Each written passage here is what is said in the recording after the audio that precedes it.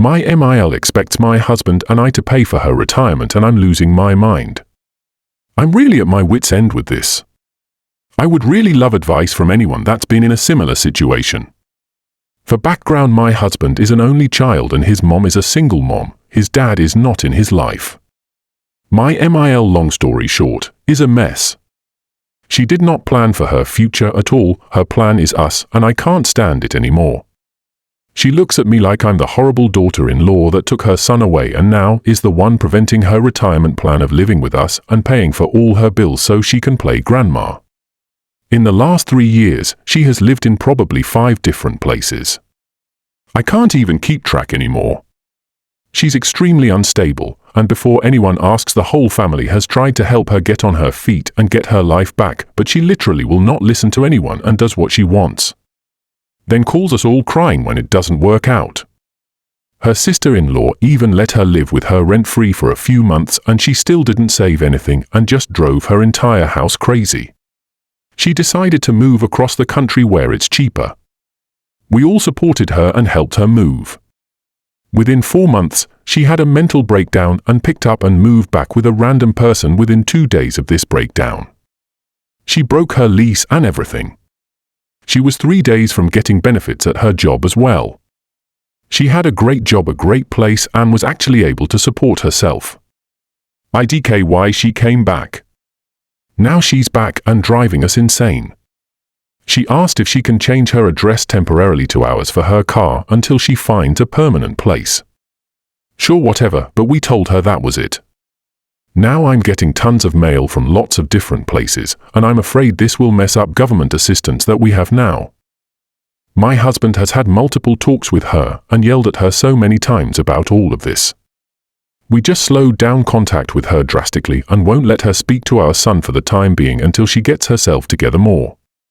But all she keeps doing is crying about how we won't move in with her or find a place with her or let her move in, and how she has nothing and wants her family back, and I'm losing it. I would love for her to be around more, but she makes it extremely hard. Last time she babysat, she flipped out when we had to leave to go to my family's barbecue and yelling about how she wasn't invited when it was at my aunt's house, and I couldn't just invite her to that, and we told her about this when we asked her to babysit for us.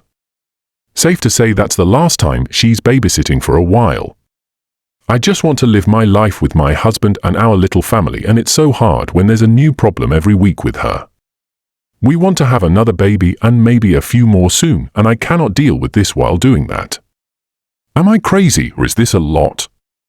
Also, health-wise, she is fine. She is able to work. It's her mental state that's not the best, but she refuses to get help or get on any kind of medication. You can only help a person so much that doesn't want to be helped. Literally, the only thing she wants is to live with us, but with the way she's acting, that will never happen. I want to have a good relationship with her, and this issue is severely affecting it and our entire family. I don't know how to help her anymore, neither does my husband, neither does the rest of the family. Nobody knows how to help her anymore.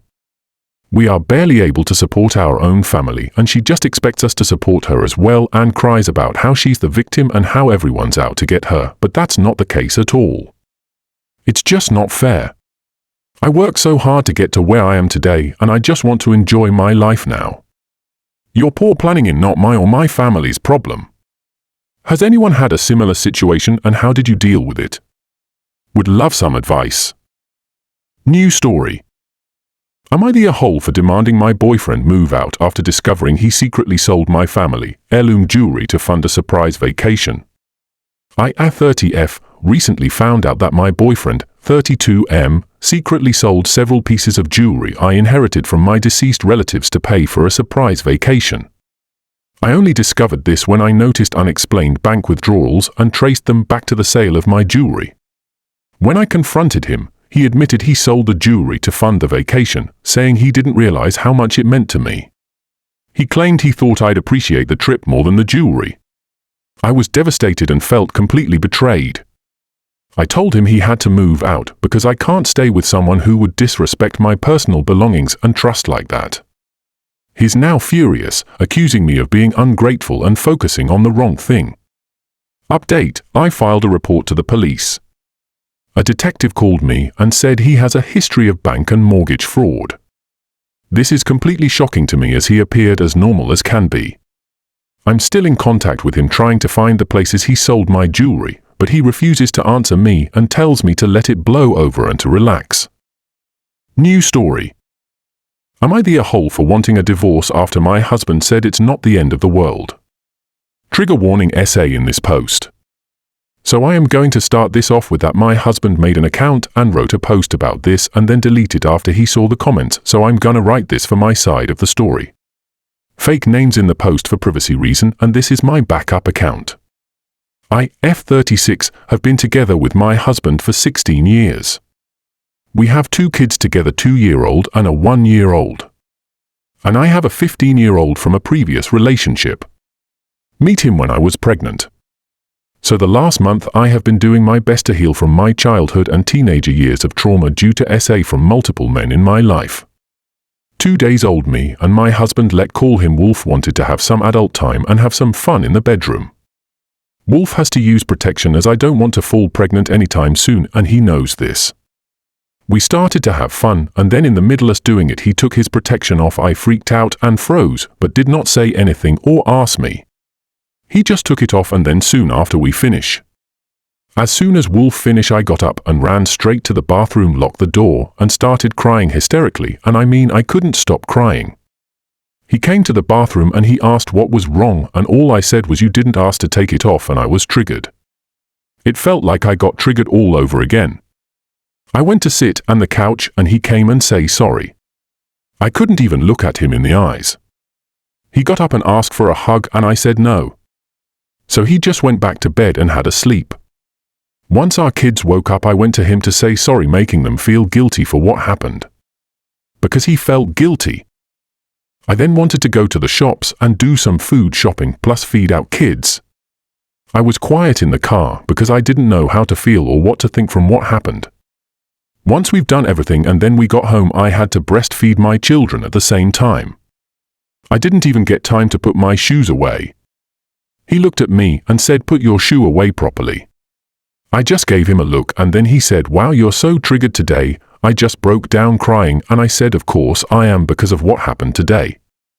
He turned on his PS5 and just started to play his game. I was still crying and he asked if I was okay and I said no because of what she said to me, because I was easily triggered, and he just looked and said, "Well, it's not the end of the world and you will be okay." So am I the asshole for wanting to get a divorce for saying it's not the end of the world? Ed, if I want to say thank you so much to everyone that has written in the comments. It means a lot to me. First, this is my first time here writing a post. Second, everyone made me think a lot. Never thought it was rape. Third, he was my safety person for so long. Because I met him the day after I got SA from my uncle and been with him ever since then. And fourth, I don't have support around me. That is why I have never healed from my trauma. Hopefully that helps a little to understand where I am coming from.